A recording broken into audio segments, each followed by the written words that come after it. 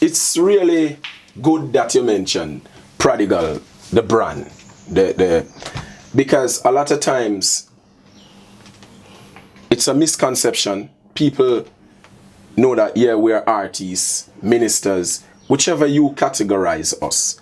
But at the end of the day, when you look at it in a business sense, it is a brand that is out there. And most of the people don't see it that way. To God be the glory. I am a brand that has been here with household name and I would say goodwill for over 17 years and going. And it's not just in Jamaica. We have we have gone to many other countries and territories. So it's an international brand. And that's one of the things why I have to be the way I am, in the sense that my music has to be at a certain standard. The way I carry myself has to be at a certain standard. Because I don't necessarily like using the word role model. I'm no role model. I'm a real model. Because role model, you just play the role where people expect of you. I am a real model. So I am the youth who, when my mistake make. When me a soar, whatever. It's just me. This is me. This is what you get. This is Prodigal Son. This is the brand. This is me. I don't want to put on a show to please you. I am with all the flaws that there is. I am with all the everything. Some of the things I hear people say I do. And some of the things them say I don't do. But at the end of the day, I'm a human being that love God. So I protect my brand with all my heart, and I love my brand. So I do everything in my power to make sure, as long as it's legal and morally correct, to make sure my brand remain alive, because it's a legacy for not just me but my children and those who will come after. I entered the industry as that we consider to be, you say rebel, but we consider to be a hardcore radical youth. And as I say, I'm a real model. That's me. I'm a youth who I've lived so many places in my growing up.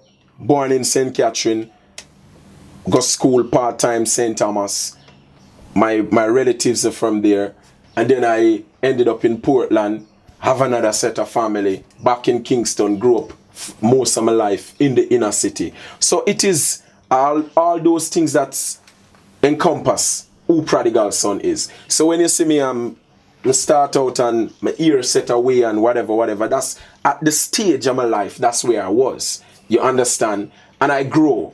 And I say, hey, this is how I feel at the moment. And I tried it. Some things I try work, some things just don't work. Then I transition to be, people always say, hey, this youth are fashionable or whatever. I like nice clothes. And I won't even apologize about that. I really like nice stuff. So I get nice stuff and people think it look good. It look good. I just wear nice things.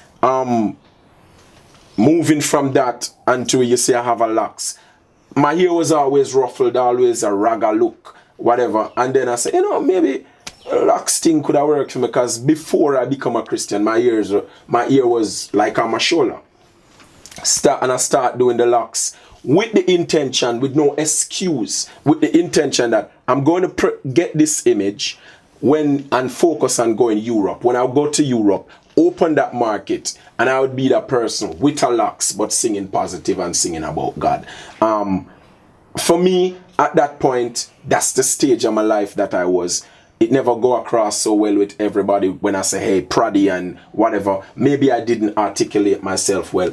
After this tech, this is it. I live a public life. I'm a public figure, so whatever happens in that, it's my duty to be accountable to my fans, but not only my fans, to God. And I have to just accept what the people feel about me. That's how they feel. They have the right to their feeling. And that's what happened. But it's just transition, because Prodigal Son is growing and I'm transitioning. So when the morph happen, it's just that. I have to say, I totally appreciate my fans in every way, shape and form. And let me say, with no apology, when the people go on my Facebook page or when they go online and they write up what they write up, Most of the time it's somebody tell me. Because I am not into the habit of go digging for dirt. I'm not that. So when people write a lot of negatives and whatever, somebody will say, boy, probably you see that or whatever. I say, no, most time, yeah, if me see it, me say whatever. But this is how I view my fans. I view my fans in the way that they have Prodigal Son at a certain level. I would even say pedestal.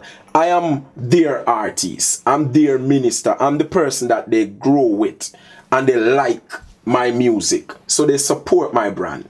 When I'm doing what I'm doing and they're buying my music, I'm happy. So if I'm doing something that they don't like and they speak out against it, I should take that same within that context that, hey, when you're pleasing them, they're happy. If you're not pleasing them, revisit the table. Some of them not really necessarily disrespect you or them not like you. They're disappointed, and people do have disappointment. So I appreciate that. But to go forward, I know that I have one of the most loyal fan base that there could be. I really appreciate that, because my fans just tell me what them want to tell me. Say, I guess because me want real with them, just be real with me. Them just tell me, yo, Prodigal, me love you, me love what you do, me love your music, but I gospel music me like you sing.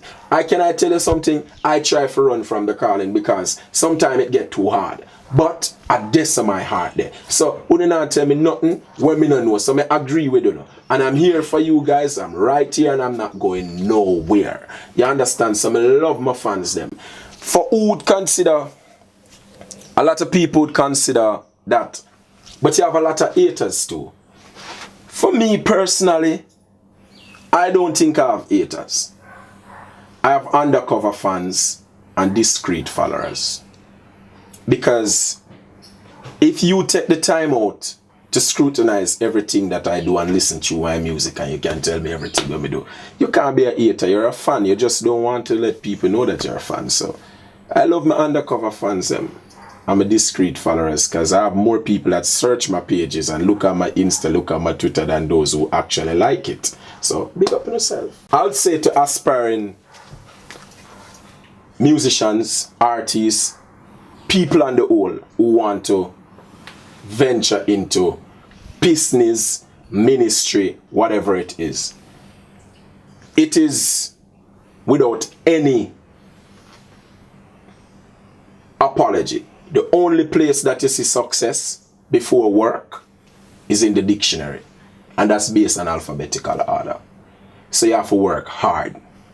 Next thing I would like to say, it is better to fail. And it's stupid never to try.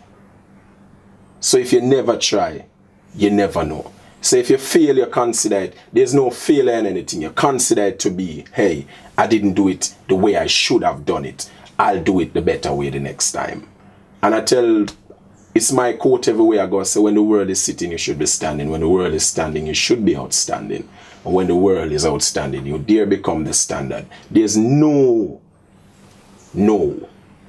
mean you never ask the right way. It's just no, you never ask the right way. Ask again. Do what you love what you do, and you never work a day in your life. Peace, Prodigal Son. One love. The church, but the Christian saved. So I preach the gospel by the highways, the byways. Inspired by Haile Selassie. To the rest them we want bring clarity. I love the drum in the day. I love the idol.